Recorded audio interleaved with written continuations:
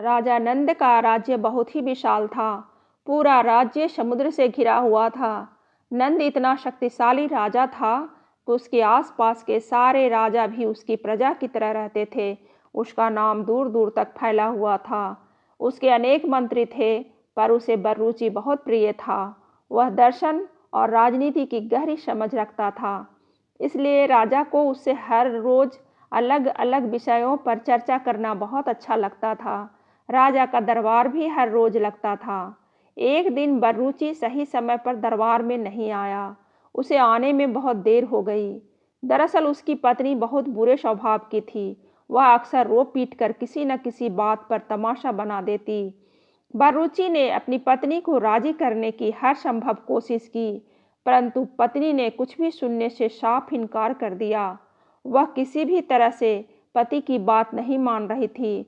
बर्रुचि ने हार कर कहा, प्रिय, तुम क्या चाहती हो? जो कहोगी वही करूँगा, बस शांत हो जाओ। उसकी पत्नी चाहती थी कि वह अपना सिर मुंडवाकर उसके पैर छुए। मंत्री को मजबूरन गंजा होना पड़ा। इसके बाद वह अपनी पत्नी के पैरों पर गिर पड़ा। इतना सब होने के बाद ही उसकी पत्नी के चेहरे पर मुस्कान आई। इसके बाद ही उसने पति को दरबार जाने की इजाज़त दी। तभी उस दिन बर्रुचि दरबार में देर से पहुँचे थे। उधर महल में रानी भी किसी मुसीबत से कम नहीं थी। उसने भी राजा नंद की जान आफत में डाल रखी थी। वह भी राजा से लड़ाई करने के बाद मुंह फुलाकर बैठ गई थी। राजा ने अपनी ओर से उसे मनाने की पूरी कोशिश की, पर वह नहीं मानी। उसने कोई भी गहने कपड़े लेने से मना कर दिया। उसे अपने लिए रेशमी कपड़े नहीं चाहिए था। वह एक कोने में बैठकर जोर जोर से रोने लगी। राजा ने हार मान ली।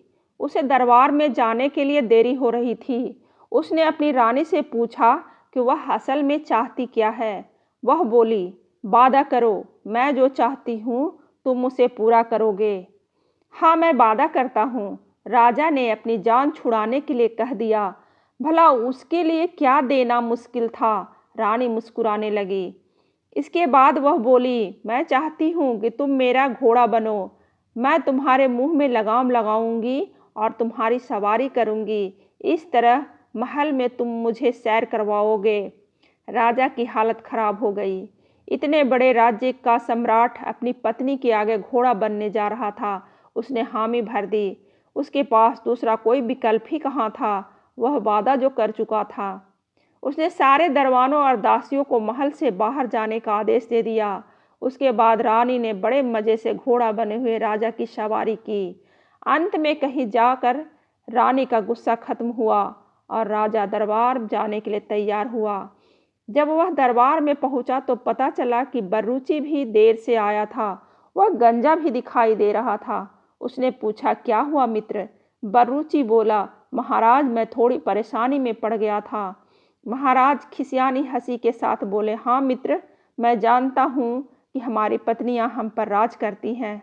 बर्रुचि महाराज को देखकर मुस्कुराने लगे, क्योंकि महाराज ने उसके मुने हुए सिर को देखकर उसकी हालत का अंदाजा लगा लिया था।